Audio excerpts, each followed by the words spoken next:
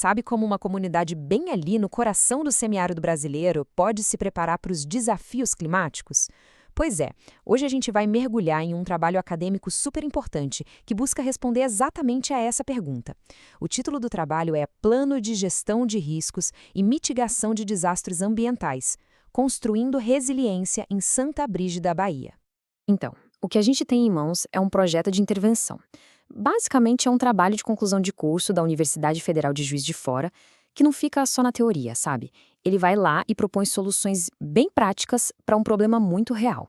E quem está por trás desse projeto? A autora é a Isis Patrícia da Silva Gomes e ela teve a orientação do professor Luiz Gustavo Schroeder e Braga.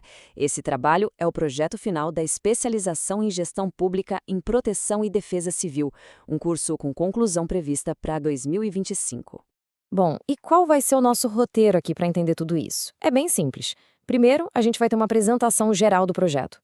Depois, vamos entender o tamanho do desafio lá em Santa Brígida.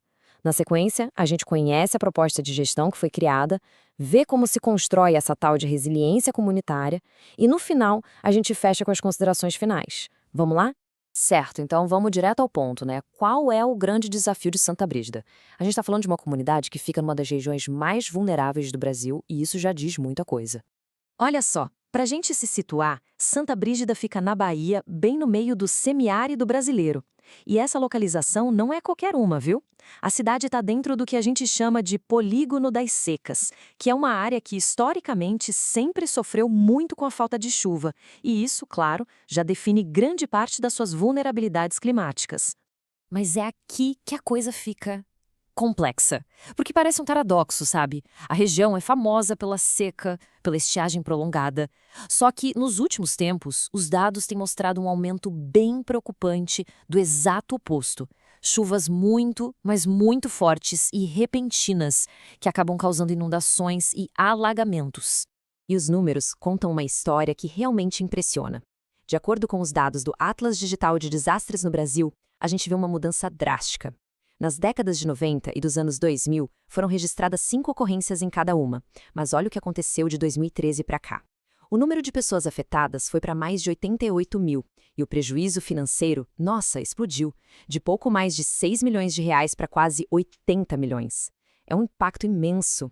Esse gráfico aqui resume bem a situação. Dá uma olhada. A barra da última década mostra 10 desastres.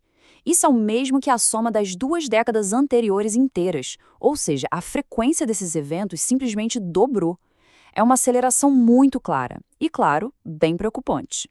E é importante lembrar que esses números não são só estatística, né? Eles têm um impacto real na vida das pessoas. Esse infográfico, por exemplo, que usa dados do Sistema de Informações de Desastres, mostra o estrago de um único evento de chuva forte. A gente está falando de 46 pessoas que tiveram que sair de casa, 17 casas danificadas, fora o prejuízo de milhares de reais tanto para o governo quanto para os próprios moradores, principalmente para quem vive da agricultura e da pecuária. Então, diante de tudo isso, surge a grande questão. A pergunta que esse projeto de intervenção tenta responder. O que o município pode fazer? Como é que se cria um plano que seja realmente eficaz para lidar com essas ameaças do clima que estão cada vez mais frequentes? E a resposta, felizmente, vem na forma de uma proposta de gestão. O trabalho acadêmico não só aponta o problema, ele apresenta um caminho, um passo a passo bem estruturado para gerenciar esses riscos e diminuir o impacto dos desastres. O conceito central de tudo isso é o que se chama de gestão integrada de riscos. E o que isso quer dizer na prática? Quer dizer que não adianta só a prefeitura agir sozinha. A ideia é criar um plano que junte vários órgãos públicos, mas, e isso é fundamental, que traga a comunidade para participar ativamente.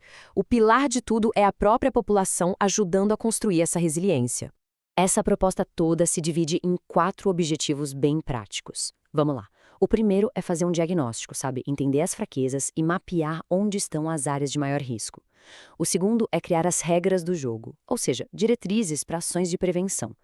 Terceiro, que é crucial, ter protocolos de emergência prontos.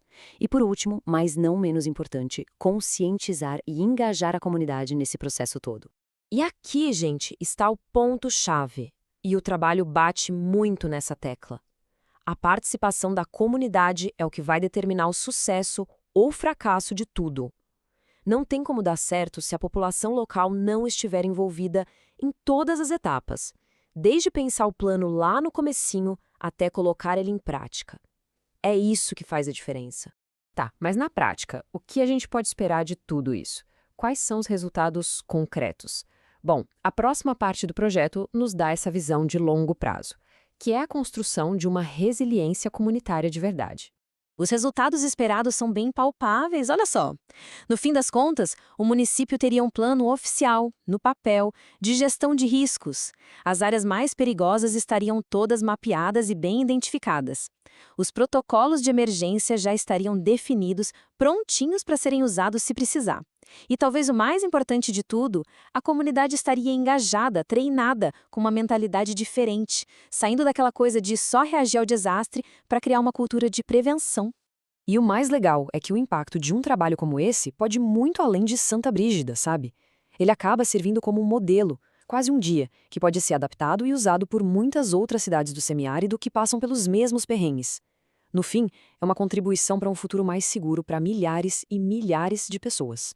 Bom, diante de um projeto tão relevante assim, vamos caminhando para as nossas considerações finais sobre essa contribuição acadêmica tão importante. Sabe, um projeto desses mostra na prática o compromisso da universidade, né? Um compromisso de formar profissionais que são éticos, que têm pensamento crítico e que são realmente capacitados. São profissionais que não se contentam em ficar só na teoria, mas que vão lá e desenvolvem ferramentas para resolver os problemas reais da nossa sociedade. E para que mais iniciativas como esta, que fazem essa ponte tão necessária entre a universidade e a comunidade, cheguem a mais gente, fica aqui o nosso convite. Se você gostou, siga o nosso canal, curta o material e principalmente compartilhe. Ajuda a gente a espalhar esse conhecimento. E para a gente fechar, um aviso importante sobre transparência. Todo esse conteúdo que apresentamos é uma síntese automatizada. Ela foi criada com o apoio de inteligência artificial, sempre baseada no trabalho original, claro. Agradeço muito a companhia e a gente se vê na próxima.